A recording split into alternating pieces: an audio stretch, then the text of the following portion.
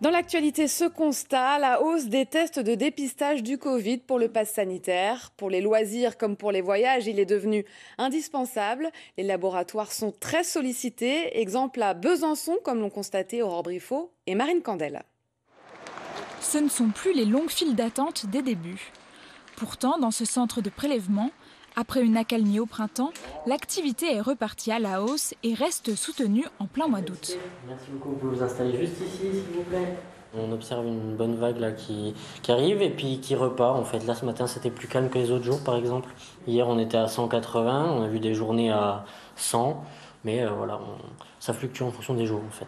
Ok, madame, quelques secondes, je prélève. Ici, la majorité des personnes ne veulent pas ou ne sont pas complètement vaccinées. Au-delà des cas symptomatiques, les raisons pour venir se faire tester sont variées. Il y a une piscine au camping, donc on sait que si on ne fait pas le test, les enfants ne pourront pas y aller. Enfin, c'est surtout pour eux, du coup, pour pouvoir manger au restaurant et puis oui, faire quelques activités un peu plus extraordinaires. Je vais voyager bientôt là.